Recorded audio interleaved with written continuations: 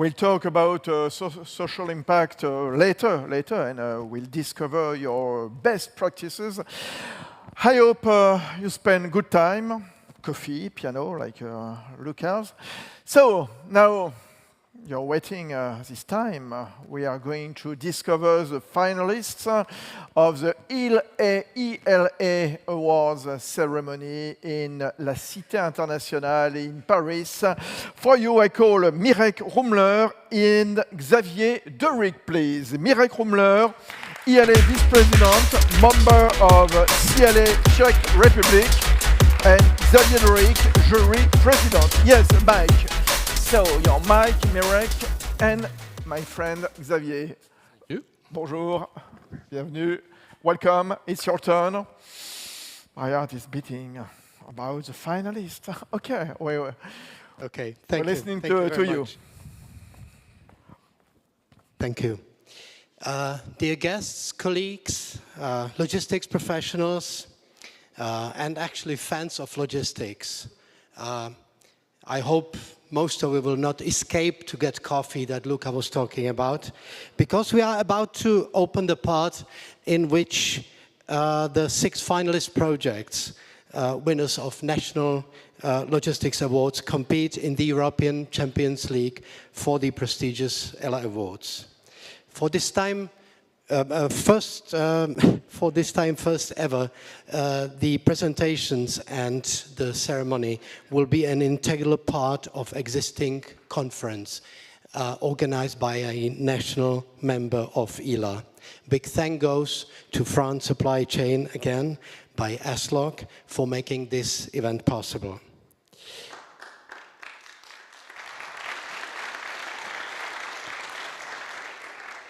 During the afternoon, this afternoon, the spotlight shines on the 6 final projects, including the one of the ELA accession member, as they are presented to an exclusive international audience. It was a distinguished jury of logistics professionals from all over Europe who carefully evaluated all registered projects and selected the project that will be crowned the European champion tonight.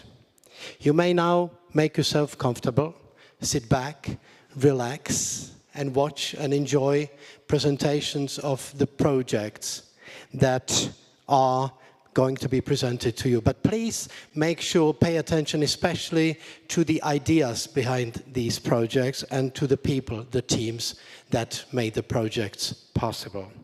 My name, as it was mentioned already, is Mirek Rumler. I'm the Vice President of ELA, responsible for the agenda related to ELA Awards. And the gentleman standing left to me is Mr. Xavier Derick, the jury president of ELA Awards 2023, and also the lifelong logistics practitioner. So let me give a word to him. Okay, thank you, Mirek. First of all, I want to thank the other member of the jury, because we have been from different countries. Recognize that this award value is to mix our culture between Slovenia, UK, Spain, and all these countries together. That's a first thing, and it's quite rare that we are mixing together, working and sharing different points of view, which are not always the same. And that is the value, I think, also of this different presentation, to mix our culture. The first team I have to introduce is really a supply chain team, because they are not alone. You have seen different names, so one is not enough. We have 6 persons to come. The first one, I think, is have to come now to present. So let us discover them.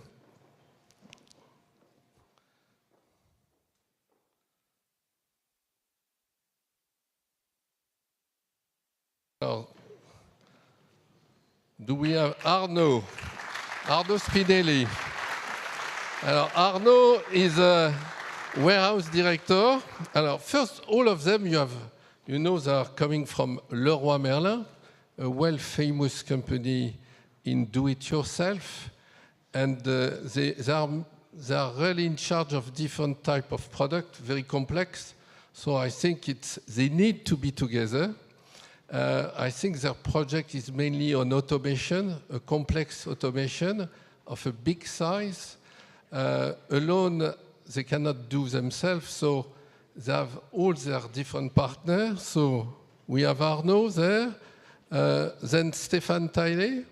You are in charge of operations, so you are the main person finally to support this project. Then Lucie Fabre from Weston, because the support is also important. I suppose you have Dominique Girard then. Dominique, you are coming from Affergo, okay. We have Bruno Chambaud, okay.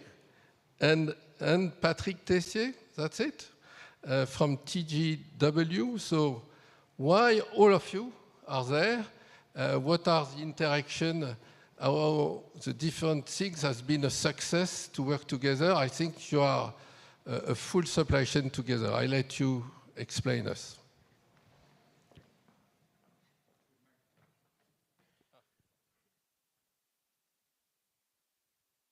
With the mic, thank you. Yes, this presentation will echo the one of Luca. This is a lot of technical stuff in the project. We have a great team, that's a fact. But on top, this was a human journey, and all is about people. So that's why we will talk about. So I'm Stéphane. I'm leading the logistic operations in Leroy Merlin. As you just said, we are leading the market in France of DIY. And Arnaud, my colleague, is a site leader in Réau, which the project took place at the end. Let me thanks again the people on stage with me who are representing hundreds of people who have contributed to the project and to make this project become a reality at the end. As you will see in a short upcoming, I hope so, crossing fingers, video, Steel Corporation has co-designed with us, with Leroy Merlin, an HGV solution, which is driving in narrow aisles in our building the supplier pallet stuff that we are receiving and optimizing the inventory in the warehouse. TGW has co-designed with us the pallet shuttle that we will see, the full conveyance system, pallet decanting and pallet preparation, mezzanine. And during all these phases of the project, Affergo Consulting in English, has provided expertise in ergonomics. On top, Weston has driven the project management in partnership with our internal logistic project team. And I cannot miss mentioning, I don't know where he is, I know where he is. I cannot miss mentioning Olivier Monnier and his team members. And thanks again, Olivier, for that. So it's a great privilege for me to be there this afternoon with you, with Arnaud, representing Leroy Merlin and our partners in this project, and Leroy Merlin and this currently 30K employees in the company. A great privilege, but coming with mixed feelings on top. I shall admit, we are the first on stage. Yann is not supposed to welcome the party next year in France, so I'm not sure that will be the winner at the end, but we'll see that. And this specific place is reminding me that I'm getting old. 25 years since my last visit here in the CTU. I was a student here 25 years ago. Years, not kilograms. Still. Anyway, this is a great pleasure to be here this afternoon. And because the project, again, this project is a summary of what Leroy Merlin is at the end, and who we are and what we are doing.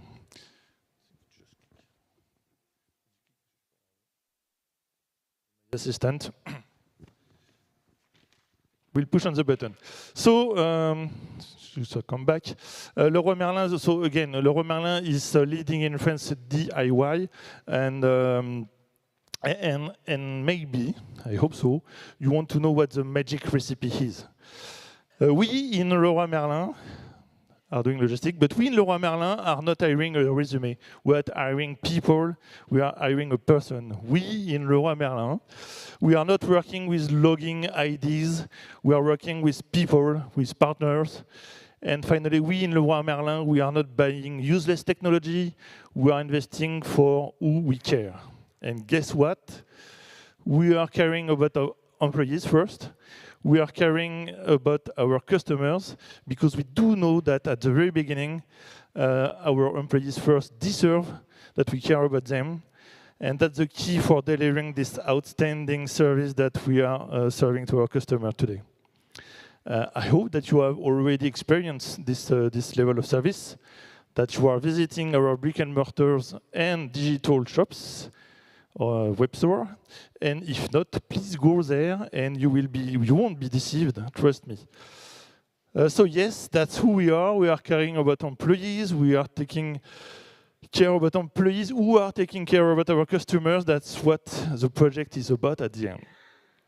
So we are targeting, and we have been able to design and create a more ergonomic workplace. We have made and create jobs that are now accessible to a larger diversity of people. And we have been able to adapt our logistics to our current and future needs.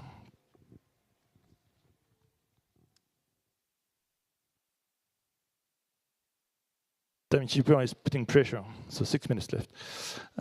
So it's been a significant project. 12 cells in the warehouse in Rio, 12 cells of 6,000 square meters each, square meters, sorry. The automation, so let's say the project took place in half of the building. So it's covering 6 cells, including 4 cells of storage, 2 cells of TGW automation, with the shuttles, the conveyor systems, the decanting, the preparation, mezzanine, and so on. We have live running in the building 27 AGV forklifts, we say it, AGVs. And the TGW solution is made of 9 shuttle aisles, 6 GTP stations, as you can see on the picture, and 8 palletization stations enabled to pick and deliver 60K picks a day. A challenging context, 4 years. That's the overall duration of the project, from the early days of the project scoping until the go-lives and the first operations. During this time, the couple of front winds, like the COVID crisis and so on. So adaptability and, again, a human journey of the project team, adaptability of the project team and the operations have been keys, and that was the chorus for all this project. Seasonality, logistic network adaptations requires a flexible solution. And the GTP shuttle, standing from good to person, is managing 2 different kinds of pallets that we are, or containers that we are dealing with in the building. A plastic box, plastic tray, compatible with up to half pallet size. The number and the ratio of boxes and trays is adjustable to cope with the needs that we are facing every day. AGVs are flexible too in numbers and in a ratio, and depending on the daily shift pattern that we have, with or without night shift, for instance, we are able to adjust, and operations with Arnaud are able to adjust on a daily basis the number and the mix of VNA AGVs and pick and drops AGVs. When it comes to the project team, the main constraint is to make every piece of the puzzle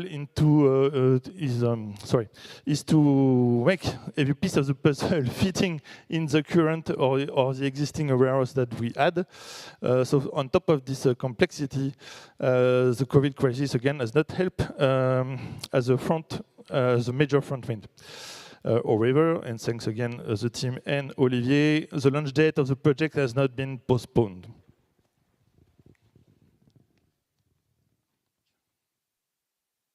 And I'm very late. So now the project is running for since 2 years, and the operation have closed a ramp-up during the beginning of 2023. So before giving the mic to Arnaud, I will just show you a small showcase, a short video showcasing the project running in Rio. If it starts.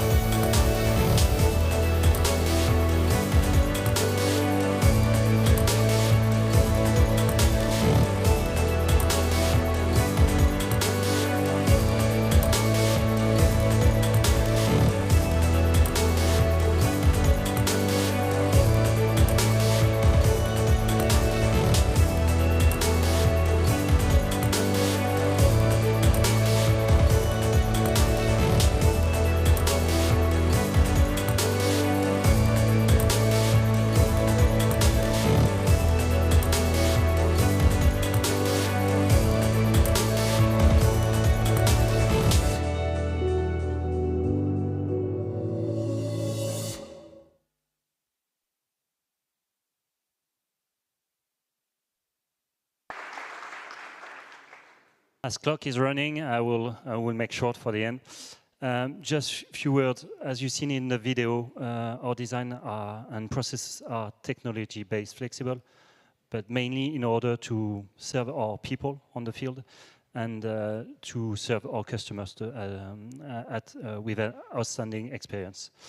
After 1 year, just some results. Record no LTI on the field on this area. Around 15% of cost reductions.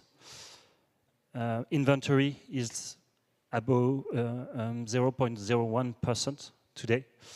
And we had a few weeks ago a record of 85K picks in a day.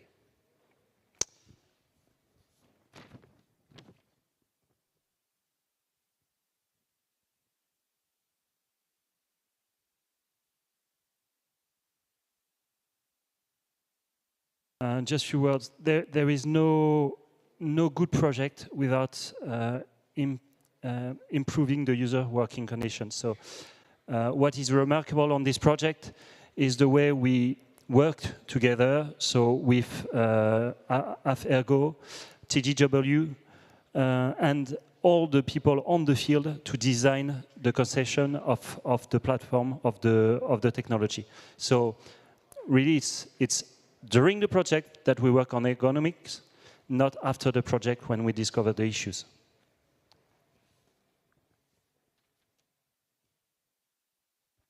And again, safety first.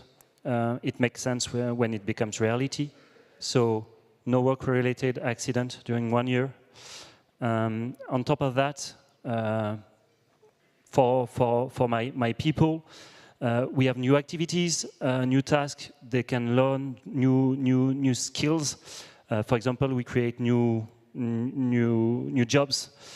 Automation supervisor, AGV supervisor, data certifier, and maintenance technician. That's all for me. So we are late. Thanks again to the team. Thanks again, Olivier. Long story short, supply chain works. Leroy Merlin works harder. Thanks for your patience and for your attention, and have a good afternoon. Thanks. D'accord. Thank you. L'occasion, bien sûr. Thank you very much, guys. It's been a very impressive project, very impressive presentation, and also the video. You managed to keep here in the room also the coffee addicts, so you've been very successful. All I can recommend now is that you take your seats again and wait for the evening ceremony and see when we reveal the winner whether it is this project or some other one. You should know, though, that the winner pays for the entire evening, so it might not be a good news for everyone.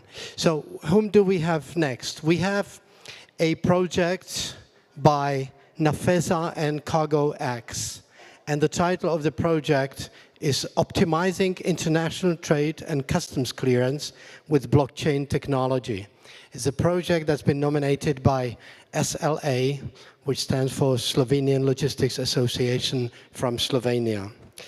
Cargo X is the independent developer and a provider of the Cargo X platform for blockchain document transfer. It claims to have been the first company to send a blockchain bill of lading and has consistently paved the way with proven technologies and innovation following its mission statement, which goes, building digital trust, one document at a time. And that's time to invite Igor Yakomin, the Deputy CEO of Cargo X, to tell us more about the project. The floor is all yours, Igor.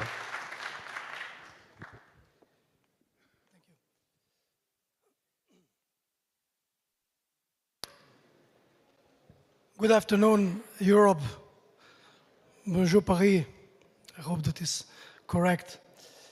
Thank you very much to the Slovenian Logistics Association, to European Logistics Association and the jury for the ELA award to believe in our project and to see the potential what we have done and to believe in this and nominate us for one of the 6 finalists.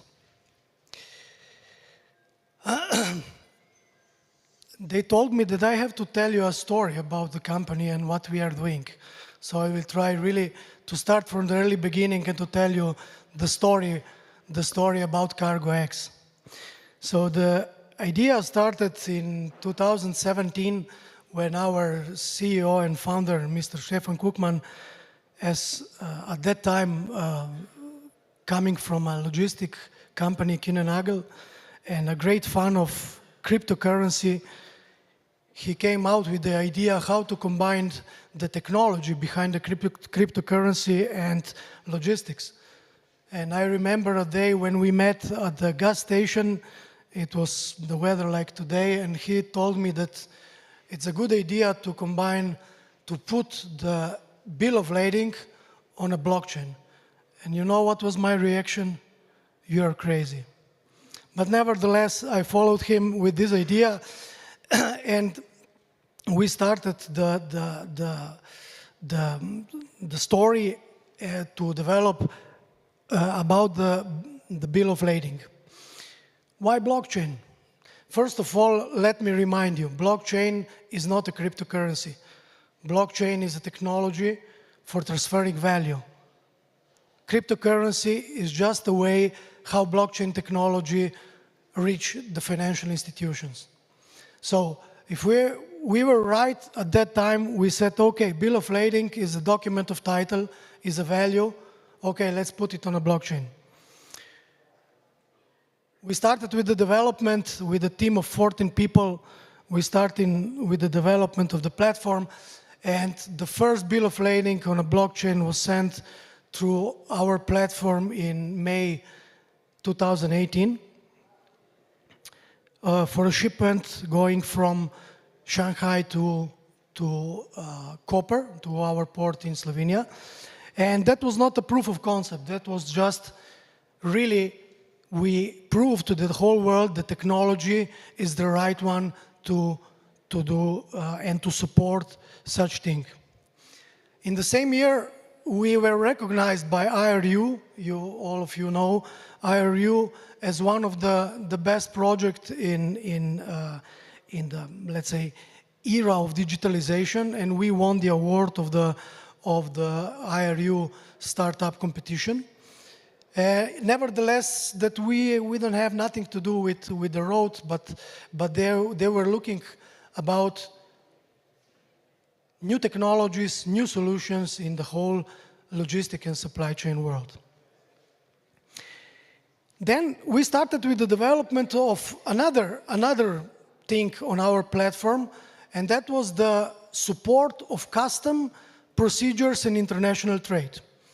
So after few presentations, the Egyptian custom and the representative of Egyptian government came to us asking for the presentation and how we can help them in solving their problem, because you can see on the screen there was a massive increase of import and export activities in Egypt in the last 20 years, and they decided that they would like to go on with the new technologies and to get the support of everything what is new on the market. At the end, we were, as I remember, 3 in the finals, but after that they choose our technology as the most appropriate technology for combining with their single window and to use CargoX blockchain document and data transfer system for taking care about all the documents which are coming to the country needed for the custom procedure. We started with the project at the beginning of 2021, very short time for implementation, and then it was very quick period from March to October 2021, and then became mandatory in October 2021. If someone of you is exporting something to Egypt, then you already know who CargoX is, because you cannot import to Egypt without using our platform and our technology. What we have succeeded together with our Egyptian partners to get the results. So we integrated 29 agencies and public bodies into our system. Everyone get the direct access to all the data immediately.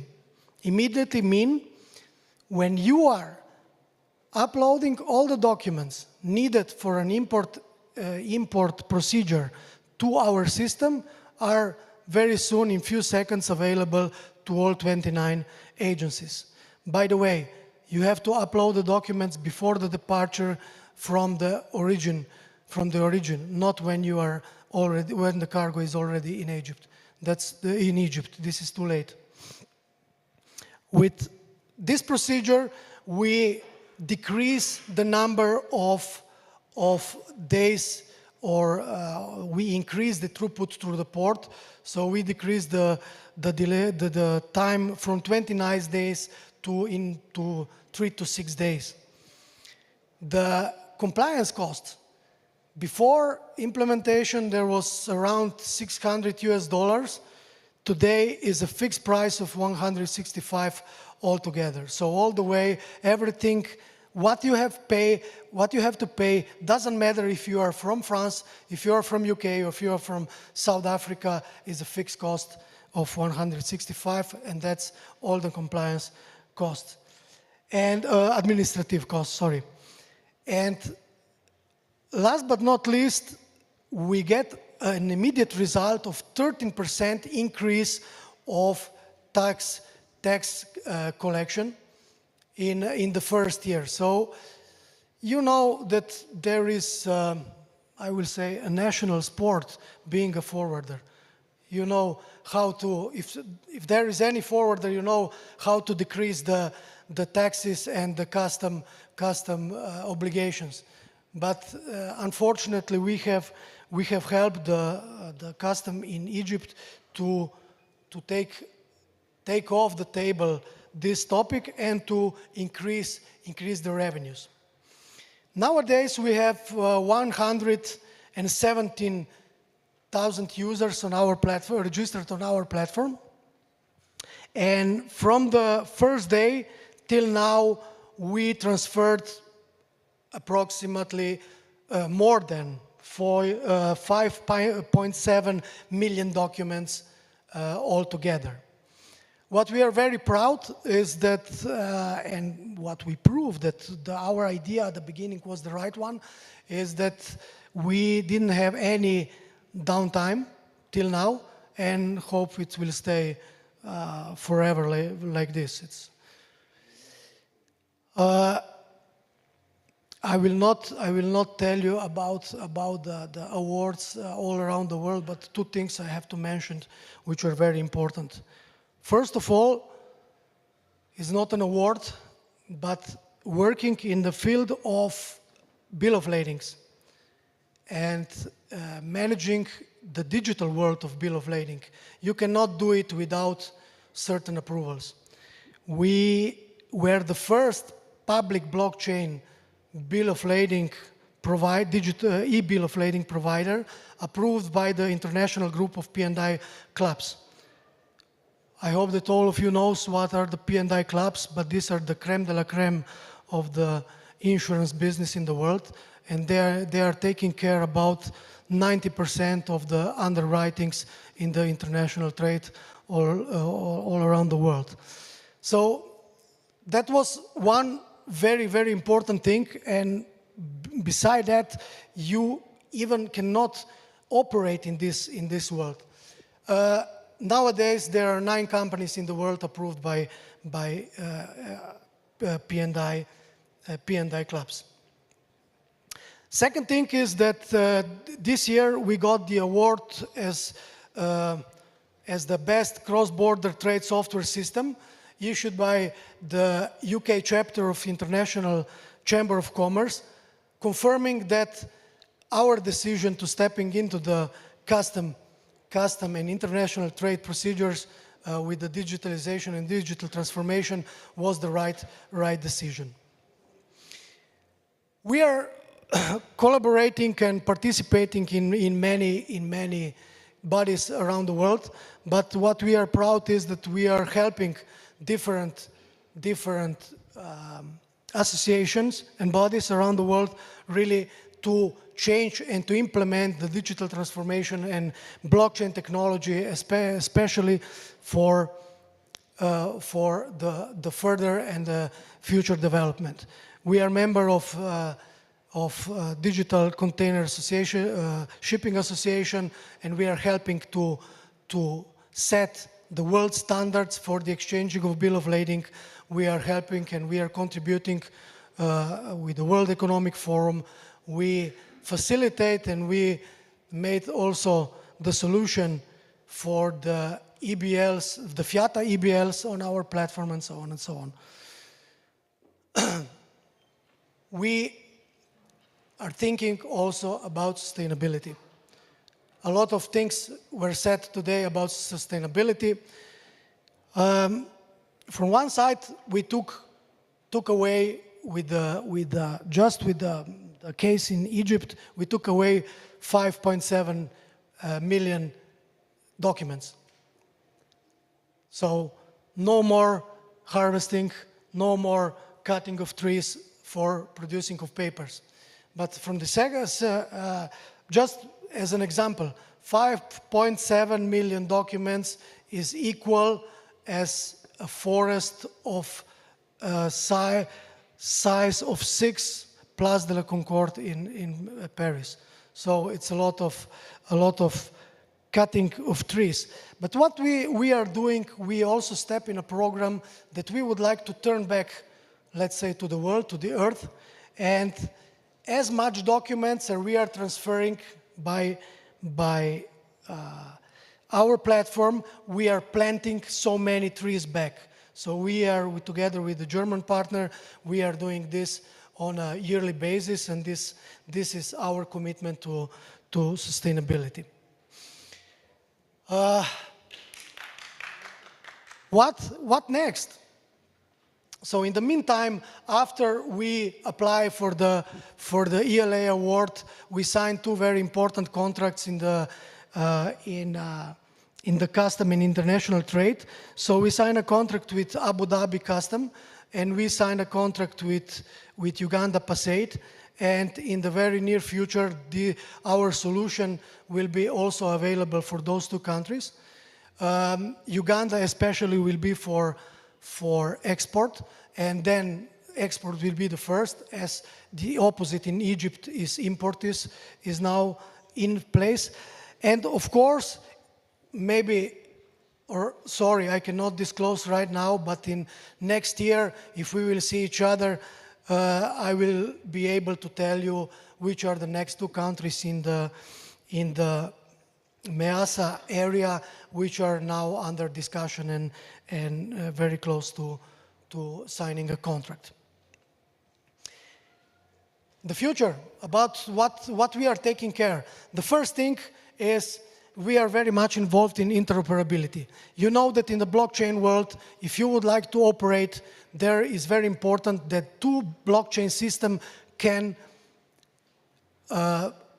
speak to each other, that they can understand each other, especially if there is a public blockchain and on the other side is another which is private.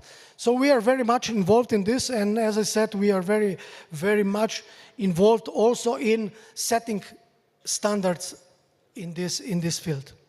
We are looking about new technologies, how to implement the new technologies in our platform and in our day-to-day business. And what can I say is that very, very soon we will have an AI-based fraud detection system and risk management, which will help and increase the level of service and level of quality in our day-to-day business wherever we are based. At the end, just let me say, first of all, thank you. In the first place, to our founder and CEO, Mr. Stefan Koopman, for the vision and the idea, because without his idea, we will not be here. Second, to all my colleagues, from the first to the last.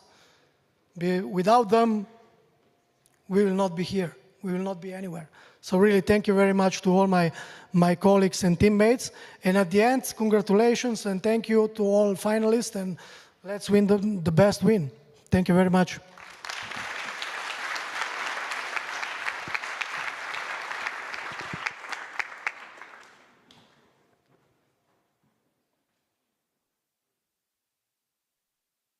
Alors, we go north in the Alps. We move from Slovenia to Austria. So I would like to welcome our new candidate, Maximilian. Maximilian, you are coming from far away.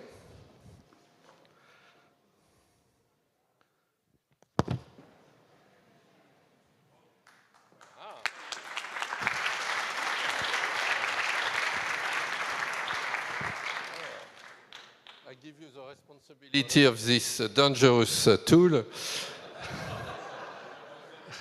Huh? It's better? Ah no, you are supporting your colleagues here. Here, I think after the... Here, you are there. So, explain us a bit, because you represent a company, first a country where what the jury like in your project, so is, I think, the usage of automation, and you justify that with quite a lot of metrics. We like that. And also, you develop how you spare the surface. Automation in picking, how you can use less space or more efficient space. And that is really interesting for all of us. Tell us. So thank you very much. Thank you for the introduction and the very warm welcome here in Paris, as well as the presentations we have heard so far, especially the keynote. I didn't think it was possible for me to be emotionally attached to a lamp, although until today. So my name is Maximilian Bernhard. I'm a team lead in logistics and supply chain management. Today, I'm accompanied by our head of logistics in supply chain management, as well as one of our managing directors, Stefan Meyerhofer, right in the back. And in light of the fact that we only have 15 minutes to discuss the project, I thought it would probably be more digestible for all of us if I could just walk you through the story of how it all happened, why we did the project, and of course, how it went. So, the first two chapters, who are we, and our major challenges, will be the reasons why we did the project, and the second half, chapter 3 and 4, will be concerned with the solution itself and the results. So, who are we? Because I'm guessing not all of you know what we do. RWA stands for Raiffeisenware Austria. We're a trading company in Austria with a revenue of 4 billion euros last year. And we see ourselves as the most important supplier for rural or remote communities, as well as all the parties related to agriculture. And especially in times of urbanization, and if we think about that a lot of companies are moving out of these remote regions, we consider our core mission as to be more important than ever. So the product portfolio includes everything from energy to building materials, building services, and we also have 900 retail stores in which you can find everything concerning your home, your garden, and everything from the do-it-yourself segment. So the project I'm going to talk about today, that happened in one of our distribution centers, which supplies our 900 retail stores from the home garden and do-it-yourself segment. So those 900 retail stores, they produce around 37,000 stopping points each year. Currently, we have around 20,000 items stored at this very distribution center. And over the last 30 years, as you can see, revenue increased quite dramatically, and that is, generally speaking, a good message, but the available space we had, as well as the number of employees, remained constant. So over the years, we had to find different ways to make our processes more optimal. We redesigned them, digitalized them, everything you could think of, but we knew that at some point we would hit a plateau, at some point where we could not go any further. And then in 2020, some of you might remember that something happened. It was called the COVID pandemic. And from one day to another, everything changed. It's interesting because I heard today in the first presentation, or in the first discussion, we talked about collaboration. But if you think about back during the COVID pandemic, procurement and every market player basically I could think of was basically running into every mistake of the supply chain book because it looked like panic to me. And this was exactly our situation. From slowly approaching a plateau, we were suddenly right there. And to be honest, what was really happening, we were drowning. So we didn't know what to do. We knew we had to find a way to solve our misery. So we had emergency meetings. We sat together. It was, looking back at it, a pretty rough time, especially for our employees. We had to ask a lot from them, constant overtime, pressure, etc. So we sat together in those meetings, and we talked to our data analysts, and in data analysis, we love dashboards and reports. We were basically already tracking every movement within the distribution center.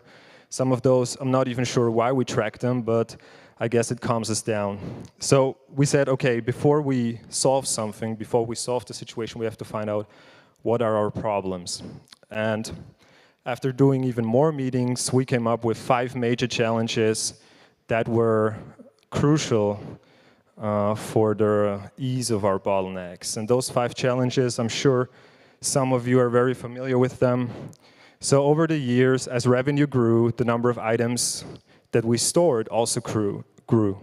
And that implied a higher level of complexity in our processes. Then the lack of qualified personnel.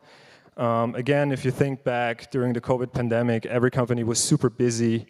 There was hardly any chance to get additional workers without fluctuation and big shifts that are happening all over Europe. This problem would get only worse over time. Then inventory processes, very time and resource intensive. We would have to count every single item, and even if you count them twice, you might not be sure that you got it right, especially when you're considering that you have to count 20,000 items. We offer our customers fixed time windows. So we have the additional restraint that we have to finish all of our customer orders by the end of the day. And of course, since upper management is here with me today, we thought that it's very likely that in the future growth targets will be brought to us and that we will have to hit. So we have to sort of find a way which will make it possible for us to achieve the growth targets set by upper management. We sat together and we started talking to different parties. We talked to some consultants. We talked to other companies what they did and how their solution worked. We talked to even more consultants. We had some more emergency meetings. And in the end, we decided to build an automated small parts warehouse. And I'm going just in 2 sentences explain what that is, because I think it's essential for understanding. It's basically very high storage racks. And between those racks, robots drive and pick the items, bring them to a picking station, and at this picking station, a picker puts it from one box to another, and the second box gets shipped off to the customer. So we decided to build them. We decided to build this ASPW, and here are the 3 major reasons why we did it. So first of all, we realized over 50% of our items are small parts. And if you ask yourself, what is a small part? A small part is basically something you can hold in your hand and pick up with one hand. And especially the picking processes of these small parts, they're very expensive and they're very prone to error. Because imagine counting and picking 200 pieces of anything really, at some point you're gonna make a mistake. Inventory was also very hard to do and also prone to error. So no matter how often we counted some of the articles, the inventory accuracy was still to improve. And storage area capacity, and this is really an argument for sustainability. Some of you might be familiar with the discussion, but soil sealing is a big topic, especially in Austria. So we wanted a project which would use the least amount of space. So we prefer to use height instead of space, therefore sealing the least amount of soil required for the project. So we made the decision and we continued. We talked to even more parties involved, and within the next 24 months, we started and finished the project. So first we went to upper management, got permission, then we started designing the processes, talked to more consultants, set up the machinery, did all the relevant testing, and after 24 months we went live. And without violating a single deadline. And if you ever were involved in a project which involved building a building and not violating a single deadline, that itself can be considered a success in my opinion. So the 5 units you see here of stacker cranes, what is meant by that, those are really the robots that are picking the items. And the result were also 47,000 units of additional storage bins.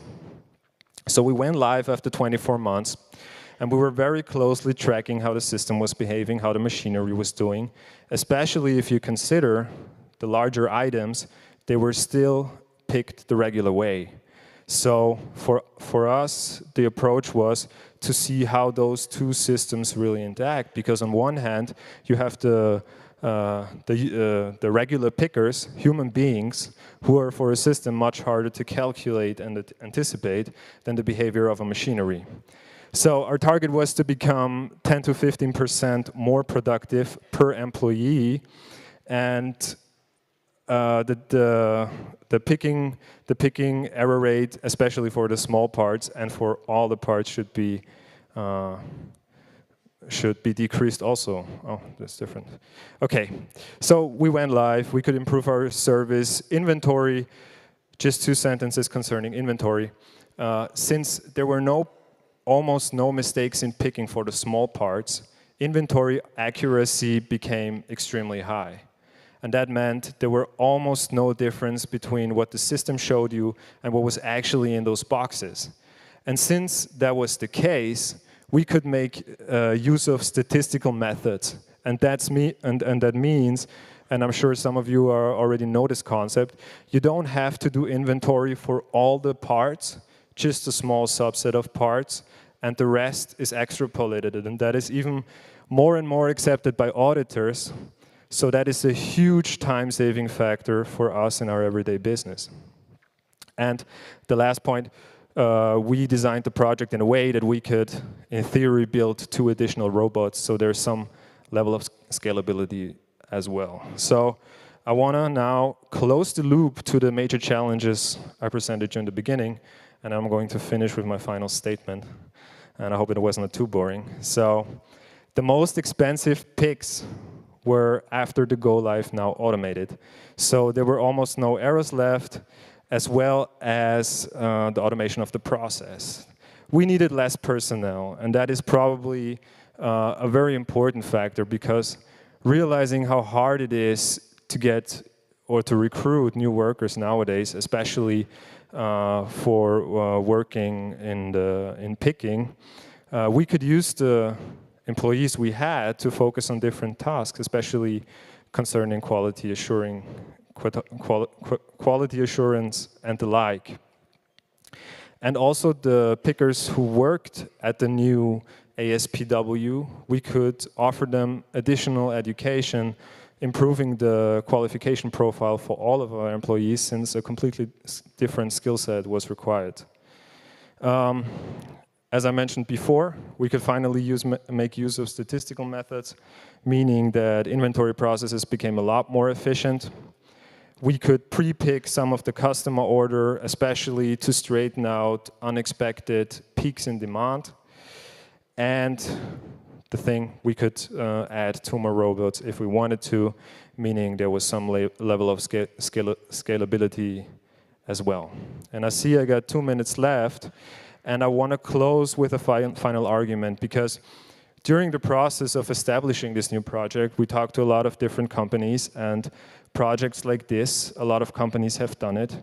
What we observed very often was that if you establish a new set of automated processes next to a remaining set of manual processes, so to say, what we observed was very often the companies were trying to find an optimum within these systems separately.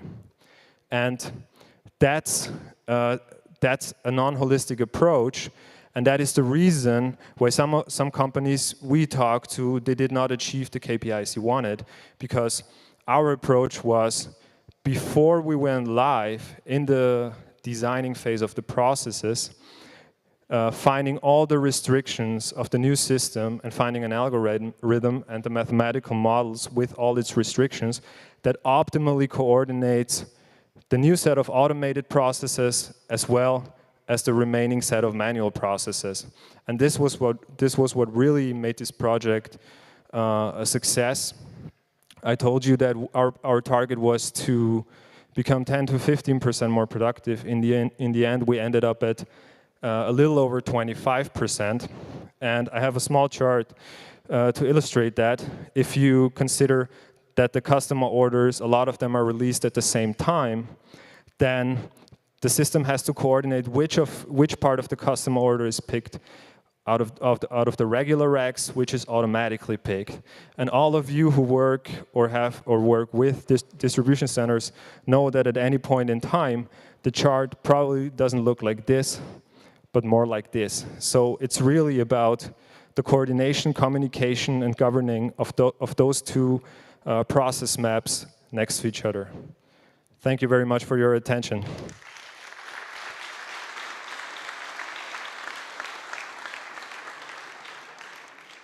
Thank you very much. You said boring. Did you use that expression, boring? Not at all, I would say. Thank you. No.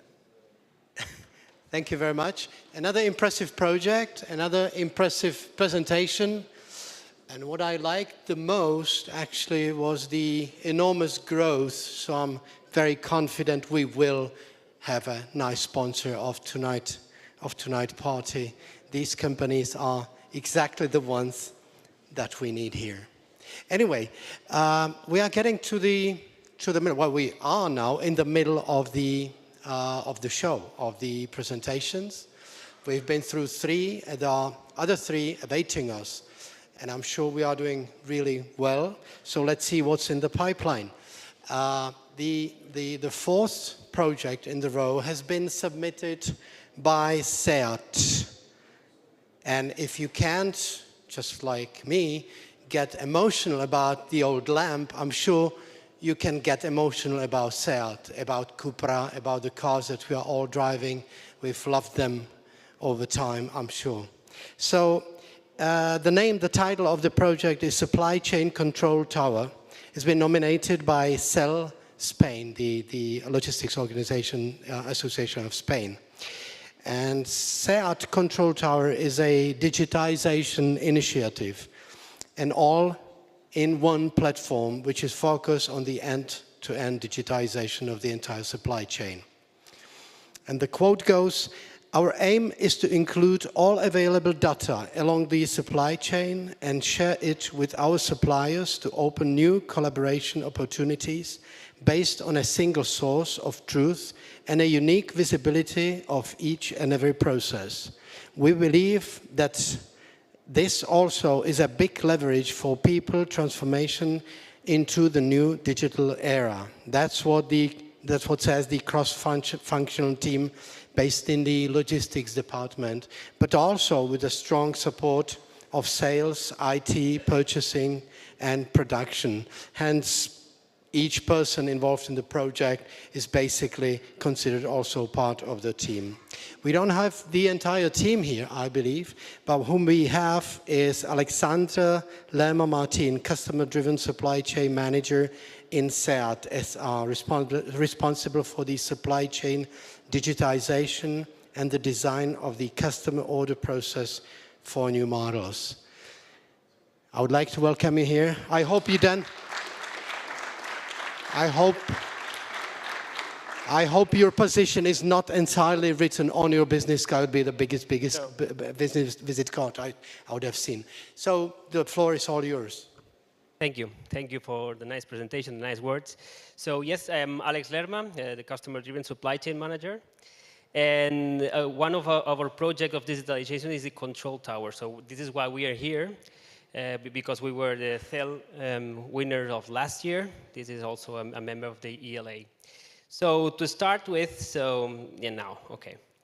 So I wanted to explain a little bit of our company, then a little bit of a context of why we developed such a tool, and then we will focus on the strategy behind the tool. So some of the people, of the users that we have are going to explain to you, they are not here, but I have it on tape, what is the benefits and what they see of all of this, and then we will focus on some benefits that we have from the tool. So we start with a presentation of what is SEAT. SEAT is a Volkswagen Group brand, so we have two brands, SEAT and Cupra, and the closing 2022, we have some numbers here, so the turnover of 10.5 billion euro. We have we are 14,196 employees, and we had a production last year of 484,000 cars. So this is a logistic environment, and I wanted also to include a key figure, also to give a little bit of dimension of what is going on in Martorell brand. So we manage more or less 1,100 trucks per day in our plant, so coming in parts and giving back to the cars to the customers.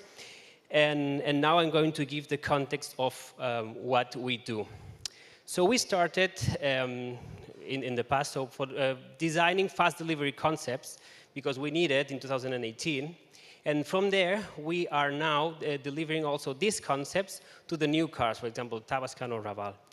What we develop here is also digital tools that connect directly our customer with the supply chain. So every sense that a customer goes to the dealership, they push the button to, okay, I want to buy this car.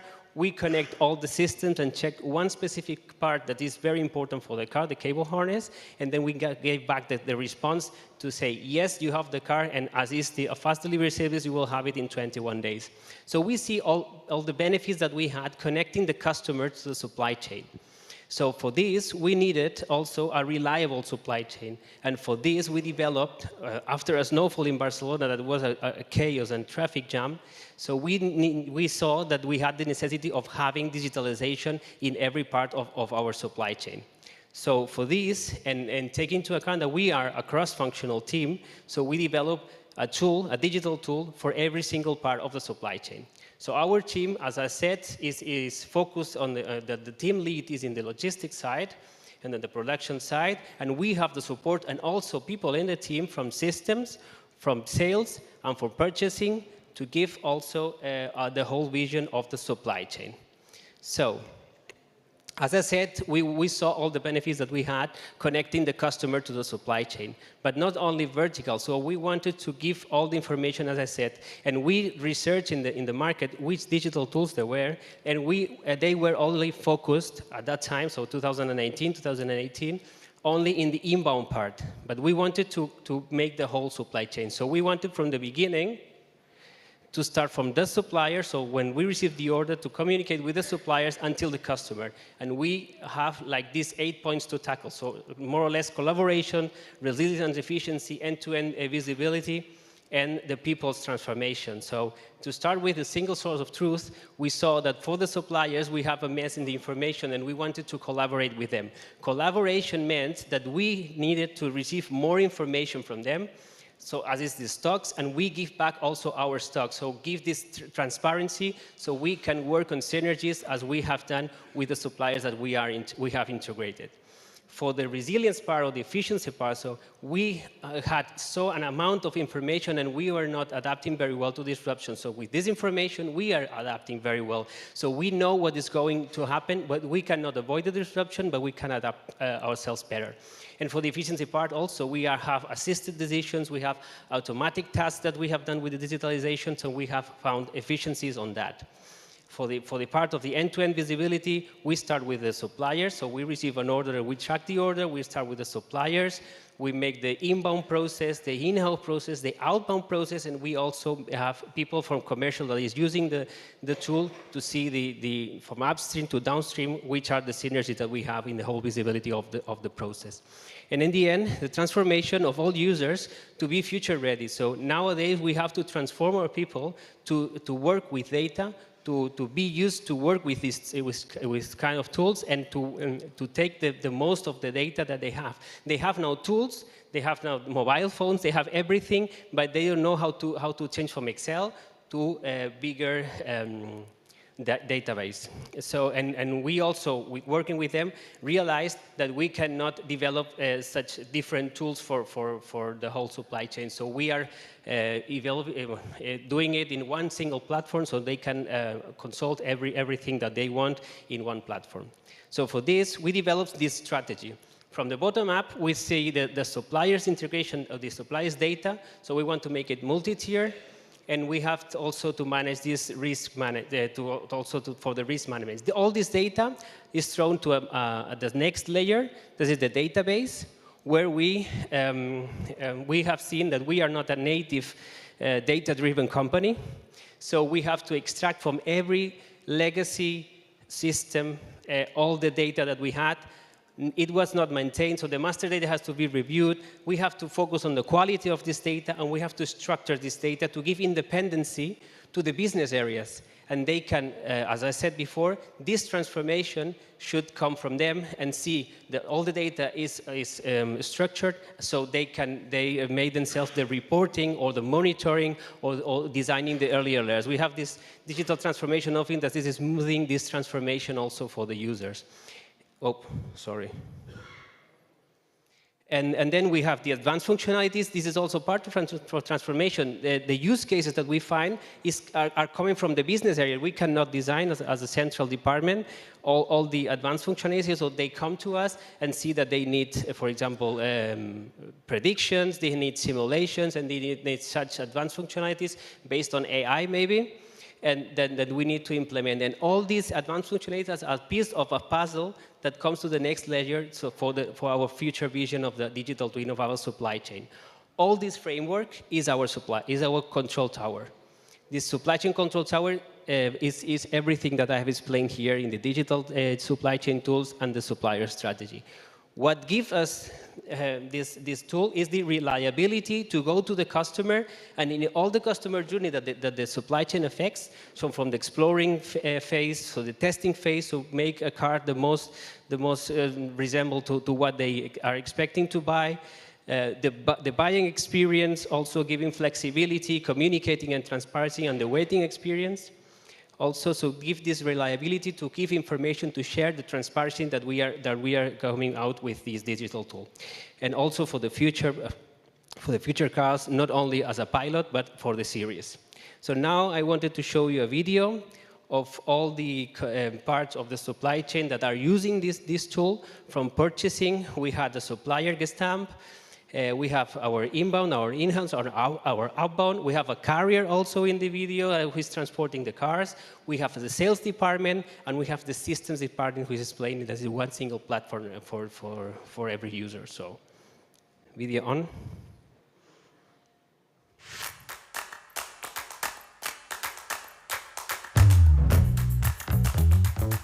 La gran ventaja de disponer de una Control Tower es, sobre todo, conocer en todo momento la disponibilidad de piezas en toda nuestra cadena de suministro de nuestros proveedores, sobre todo para adelantarnos en caso que haya alguna rotura de stocks y poder reaccionar rápido para no parar nunca la producción.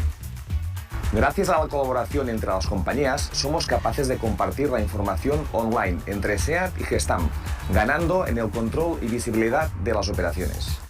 Lo que la Control Tower nos aporta desde el punto de vista de inbound es resiliencia, ya que nos permite tomar mejores decisiones basadas en datos. Se trata de una herramienta colaborativa con la cual estamos ya intercambiando información con proveedores, y para que esta iniciativa tenga éxito es fundamental que los proveedores vean un beneficio en esta colaboración. En In-House Logistic disponemos de diversos paneles de control que nos permiten aumentar nuestra eficiencia en la gestión operativa de las diferentes áreas. Disponemos de una visualización real-time del volumen de transporte en planta, así como la previsión de llegadas.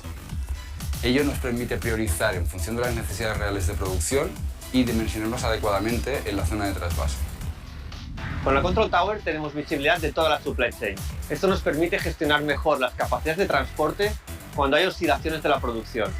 Y además, disponemos de todos los KPIs del área actualizados de forma permanente. Con este sistema optimizamos mejor nuestra flota, ya que tenemos una previsión a 5 días vista de nuestro cliente SEAT. En mi viaje con herramientas digitales he navegado entre la carga inicial de las bases de datos, sus cálculos automáticos y una presentación final mucho más visual y moderna. He descubierto otras herramientas y me ha ayudado a conocer otras áreas, ampliando mi conocimiento de nuestra compañía. Ahora, mi horizonte se enfocará en el análisis de datos. Con todo esto, tenemos una plataforma donde confluyen procesos y datos visibles por todos los usuarios para tomar decisiones al mismo nivel.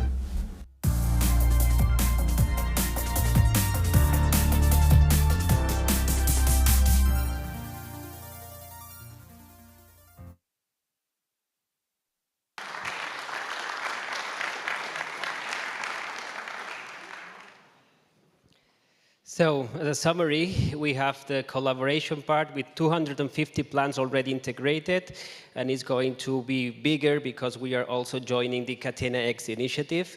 So the resilience, we are reducing the production plant changes, the transformation, there are coming 20 advanced functionalities already from the users. The efficiency, so we have reduced our stock, of course, our obsoletes management, and our urgent transports. We have 100 active users every day, and we want to double it in the next year and in the others, so double it year on year. And we are also planning to be best-in-class delivery time for the next cars that we are going to have in the market. So I hope you understand our aim, our framework, and everything that we showed in the tool. Thanks for hearing me, and thank you.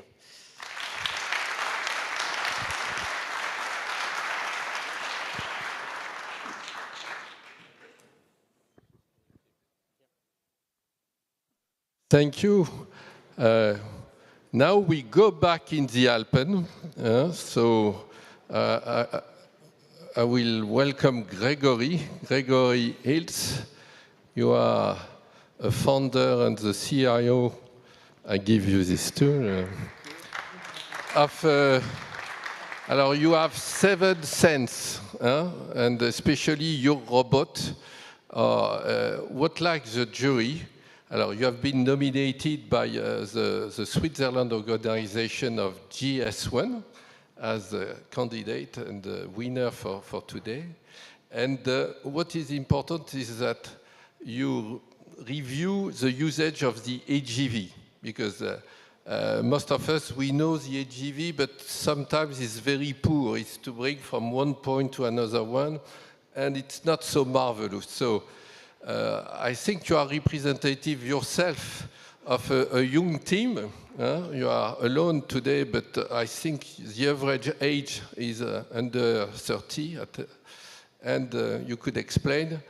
And also what is new in the, I would say, this usage of the robot. Okay. Thank you very much for the introduction. Welcome, everyone. It's my pleasure to present today 7Sense Robotics. At 7Sense, we build the eyes and brains for mobile robots. So we want mobile robots to perceive their environment better and to be smarter about what they see. Before I go into how and also why we want to do this, I would like to share a bit more information about 7Sense, the company, because I have the feeling that we are not exactly at the scale as some of the other contestants. So 7Sense Robotics is a spin-off company of the ETH Zurich University in Switzerland. The company is a bit more than 5 years old. We're currently a team of 40 people, a highly international team. I think we have people from 20 nations around the globe brought together in Zurich to work on new computer vision and AI technologies for the robotics industries. The company is currently at the scale-up stage, so we have received investments over 13 million across over the last 5 years from investors such as ABB, ETH Zurich, or the Wyss Foundation. The company is founder-led, so I'm not alone in this, obviously. Also in the management, I'm joined by 4 of my co-founders in the management, and then obviously a lot of the work that I'm going to present today is the hard work of our full team. So I've mentioned that we're very enthusiastic about using robots in logistics and production processes. However, if we go, and you know this probably better than I do, into many of these environments, we will find robots only operating in very, very restricted environments. And actually, we have seen this today in some of the presentations, that it takes a very long time for these projects to be realized. And part of that is because they only operate properly in environments that have been specifically set up or even built for these machines to work. This means you will need lines on the floor to guide these machines, or beacons, reflectors that have to be installed specifically. And that makes it also more expensive and more time-consuming for these installations and automation infrastructures to be used. And it's no surprise that only 6% of warehouses around the globe benefit in any way from mobile robots. And we believe that this number should be much, much larger. And when we look at why this is the case, we feel that the technologies that these robots have are simply not the right ones to work in many of these environments, because many of the warehouses around the globe are in fact very dynamic environments, places that change over time. You may have pallet stacking areas which don't look the same every day. And for these robots to be effective in these environments, they need to have better capabilities to actually deal with these situations.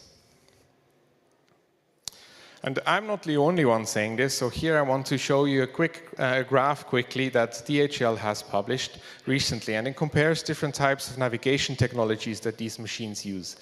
And without delving into too much details what they all mean, what we want to show here is that the biggest technology potential is clearly attributed to something which they call 3D visual autonomy. It's the technology that you see skyrocketing to the future. And that's exactly what 7sense provides to the market. What we built is a multi-camera system and the necessary computer vision and AI software that machine manufacturers can build into their machines. So it can be deployed on different types of machines, on AMRs, AGVs, forklifts, anything essentially with wheels, which has as its purpose to bring things back and forth. We also work in other industries, so for instance, floor cleaning machinery is another field which benefits from this technology. And at the core, we provide 2 fundamental functionalities to the machine, which seem sometimes to us humans very obvious. The first one is simply for the machine to understand where am I within the space. And the second one is how do I get now from A to B while dealing with all the things that may happen within this environment around me. So one of the fundamental questions that we solve is a simple question of, or the simple task of seeing. And for us humans, seeing seems something like very, very natural. We don't think about it very often. And you may even say, hey, for a machine, this is actually simple too. We just install a camera chip, and with that, the machine is able to perceive light. But I would argue, when we talk about seeing, we often mean much more than that. And I would argue that when I say I see you, or I see this chair, or this flowers here, I mean I also understand what they are, where they are, etc. So I attribute a lot to seeing. And to replicate this in a machine, we need a little more than the cameras. Of course, we need the cameras, in that sense, my eyes.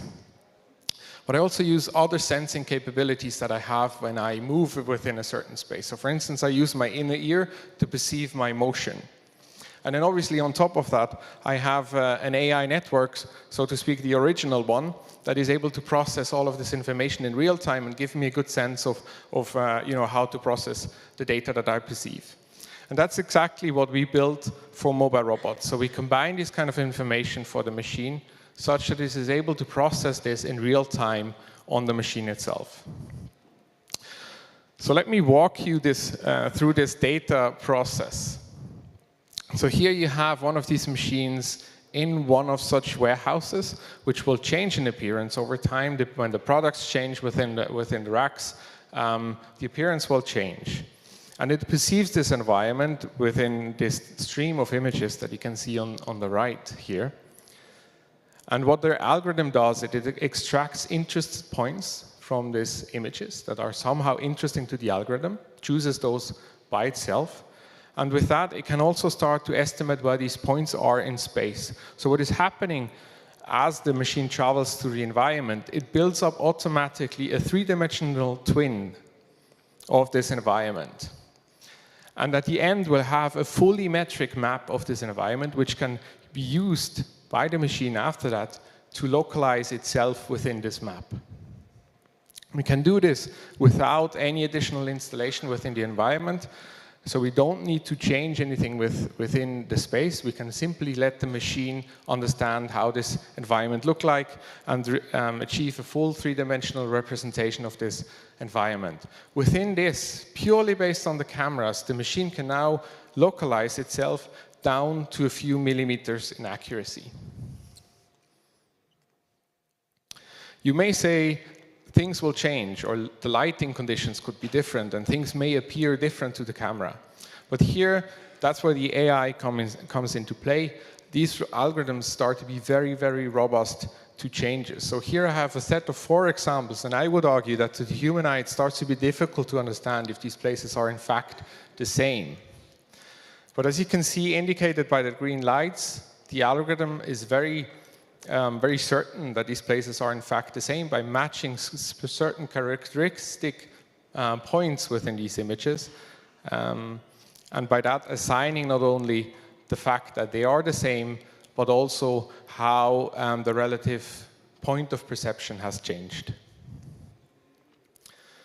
We go way beyond also simply understanding where the machine is. We also want to have a semantic understanding of the environment. So what is happening around the machine? And I think one important aspect to this, if we think about human-machine interaction, is for the machine to understand that something is not purely an object that has to be surrounded, but that there's a human in front of the machine. With this understanding, the machine can start to adapt its behavior depending on whether there's a human or simply a box that stands in its way. I've spoken about different kinds of concepts already, and I know that this sometimes seems a bit abstract. So let me show you a simple video which illustrates a lot of these concepts very intuitively. What you see here is a robot that is equipped with our technology.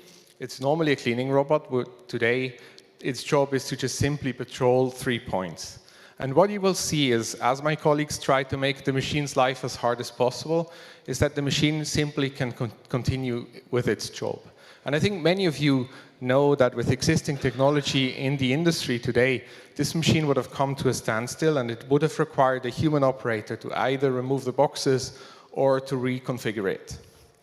With our technology, it doesn't need that, and it's typically these small breakdowns in efficiency that kill the return on invest on entire projects.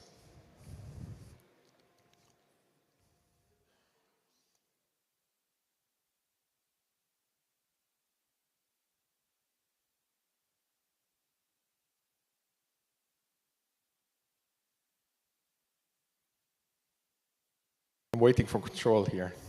Thank you.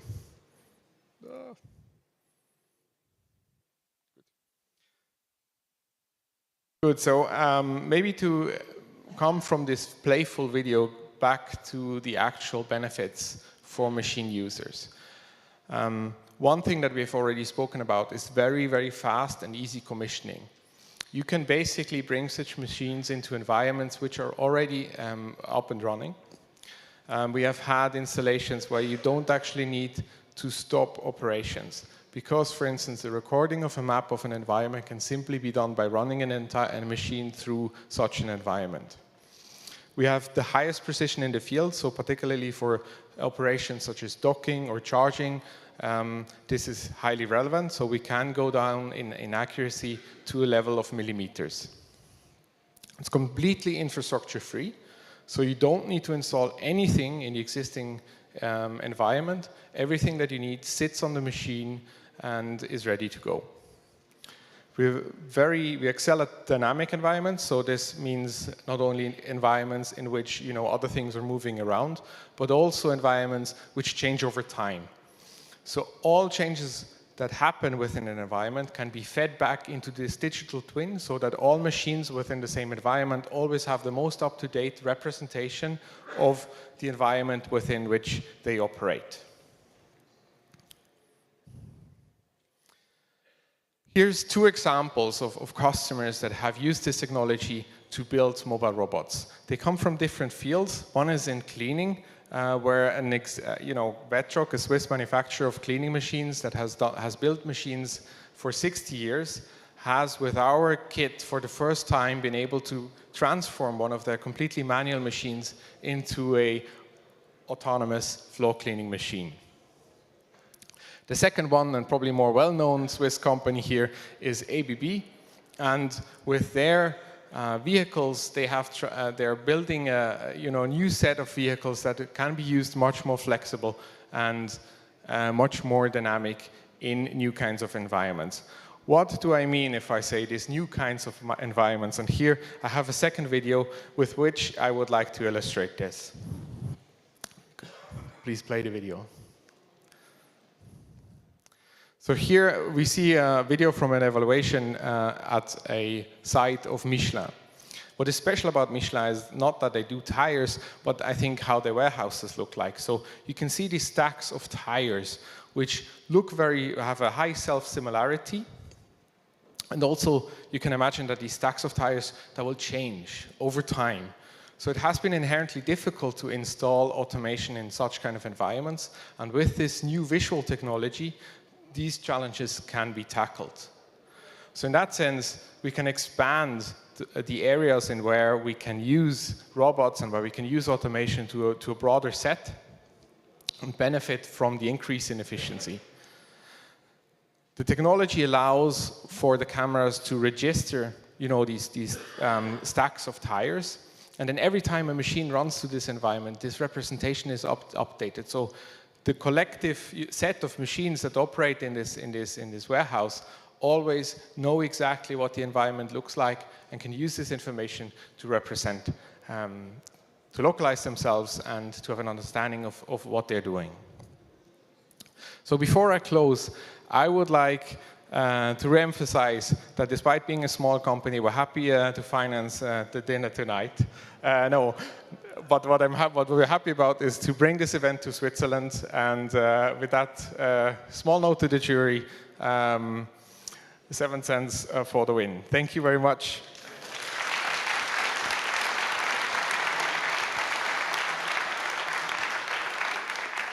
Thank you very much, Gregory. Very impressive again. If you can leave it maybe on the table right there. Time flies like crazy. And we are approaching last, in terms of alphabetical order, of course, but not least, project this afternoon. It's submitted by USynchro, and its title is Digital Logistics Corridors. And as it is being submitted or nominated by ISIL Spain, I thought it would be wise to ask about the pronunciation. I don't speak Spanish, so it could have been USynchro, Asynchro, whatever. And I got the explanation that USynchro stands for You Synchronize. So it's about synchronization. And the USynchro proposes a management model based on sustainability with a new concept of digital corridors integrating the stakeholders of supply chain from origin to destination, including authorities. Hence, sustainability, collaboration, multi-model agnostic global vision, interoperability, open, flexible, and neutral concepts seem to be buzzwords resonating throughout the entire project. Presented by Cristina Martin Lorenzo, the CEO and co-founder of USynchro. And by the way, also a mother of triplets, chemical engineer, and passionate logistician. And when we asked Cristina to say a few words about herself, she said, 6 years ago I decided to move to the dark side of technology. Wow.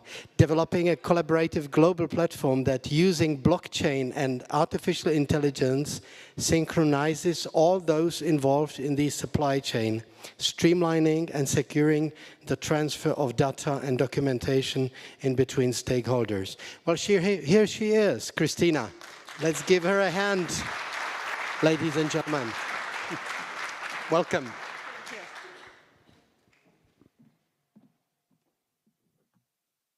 So thank you so much. First of all, thank you to Ella for making us finalists. I'm very proud of being here. For me, this also is the award, no?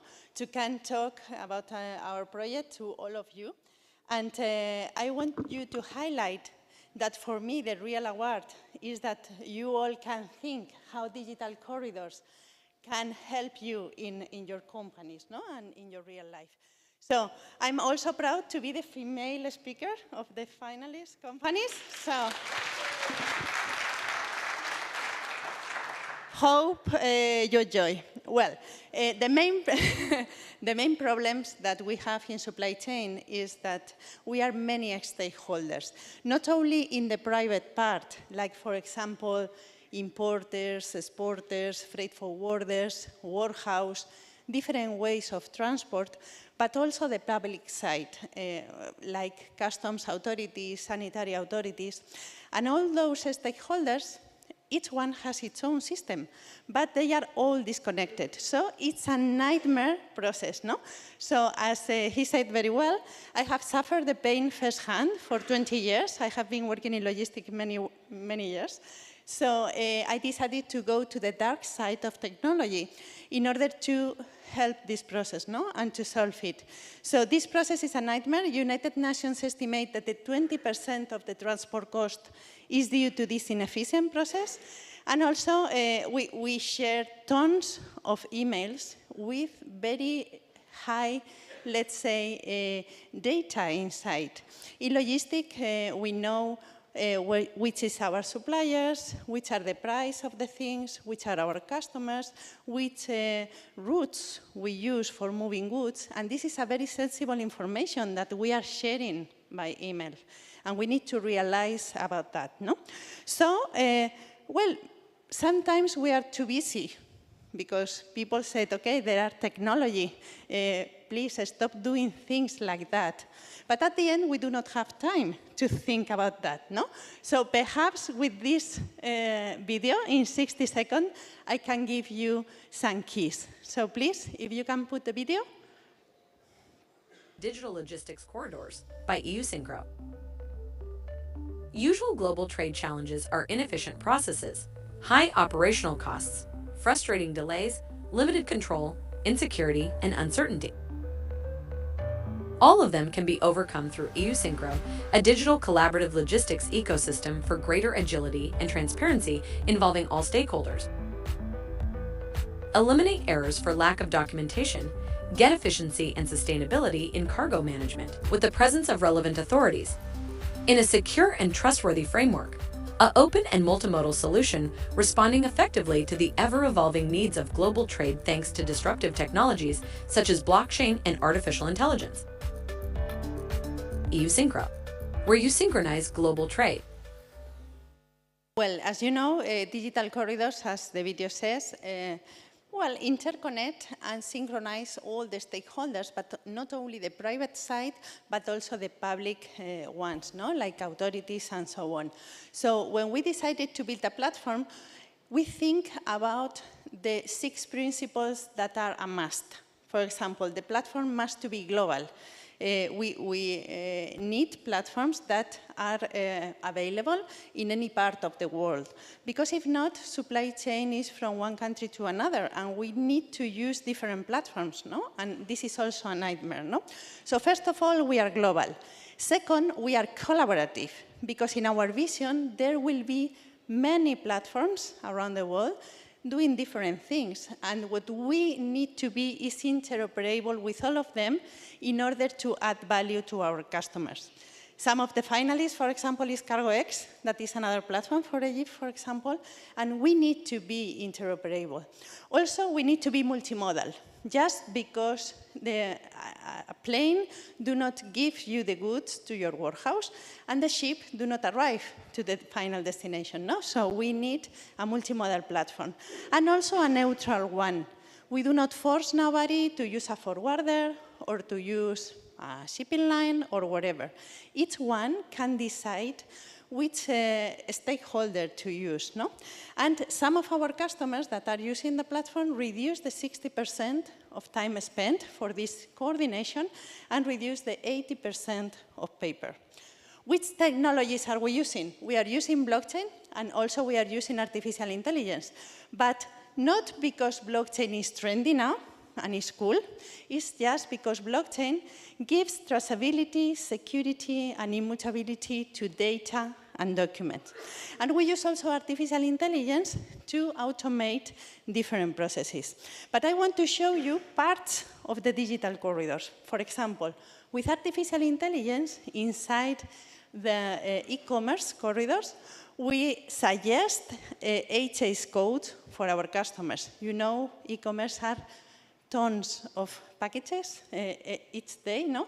So it will be impossible to do it manually at HS code, for example. And also, in collaboration with other companies, and also with CITED in Spain, we have developed the blockchain side of an eCMR, no? Also, we are one of the 9 companies that can issue electronic BL through FIATA. But, you know, part of my pitch is to highlight how important are the associations. You know, Europe has a geostrategic position around the world, and the associations can move the wheel in order to help our companies to be more international. No? So one of the first things that we have done in the digital corridors is to sign collaboration agreements with different associations, like, for example, the Spanish Association of Freight Forwarders, the customs authorities in Spain, but not only in Spain, but also in Latin America, in order to help those goods to enter through Europe to Middle East, for example. No? So collaboration is key. I completely agree with Jan and with the other speakers that have said that we need to collaborate together, because imagine opening digital corridors around the world with different origins, different destinations, can help our companies to grow the business, to make Europe logistic more hard. No? So imagine also, we have here some finalists that are big companies with great resources, but imagine that the 87% of the companies are small companies without resources and without the time and the money to think how they can evolve. No? So with these digital corridors and with technology, we can help them to come from a traditional family business, like myself, to break the rules around the world and send goods and move logistics also to the space. No? So now you will think how we pass through a linear process into a circular one in which each one of the stakeholders has real-time information, but not all the information, because as we have told, there are many, many data that are sensitive data. We do not want to share everything with everybody. This is the first thing. Once we talk about collaboration, people here in those events says, okay, we need to collaborate, but at the end, you do not need to share your data. So in our tool, you decide which data to share and with whom in any moment. As I told, in our vision, there will be many platforms around the world doing different things, and we need to be interoperable. And we have done with all of that platforms. No? So we have opened digital corridors with Peru, with Mexico. Now we are working in between Mexico and the States. And we want to open different countries. And of course, the help of associations will be key. Even legislation is forcing us to be digital. And also in that case, we need to help our companies to do this in an easy way. So collaboration, interoperability, and data governance is the key. So we need to think about those things. As I commented before, in Usynchro we have done a strategic work before, so that we can sign agreements and put in the same place to customs authorities, different worldwide associations, also different standards.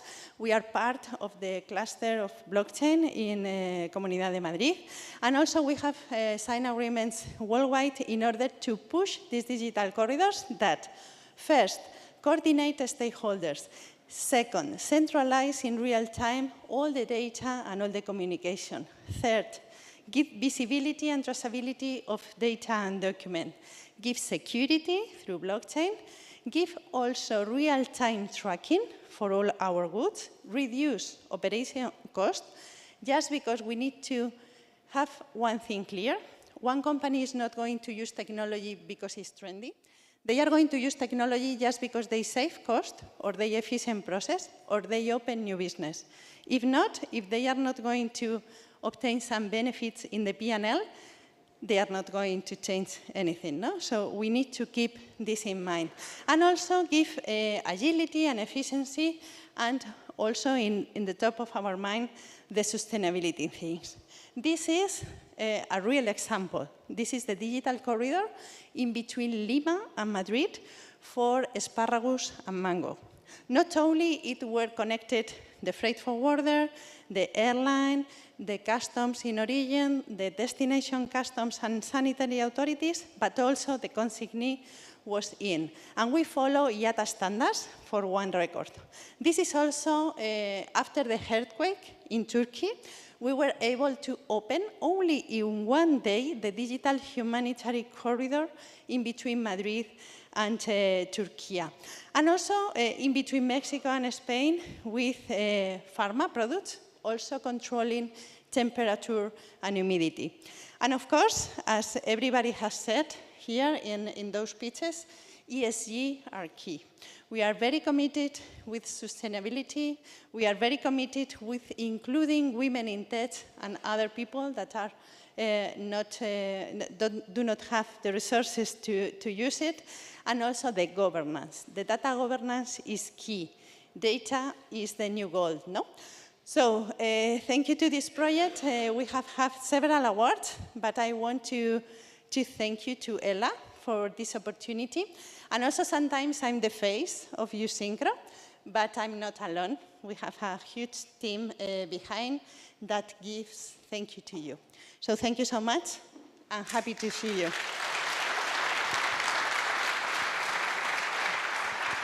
Thank you, Christina. Thank you, Christina. From now on, I'll always know how dark side of technology looks like. But we still may want to come and check in Spain, because it's always nice to travel to Spain, isn't it? So anyway, that's it, guys. That's it. That was the 6th.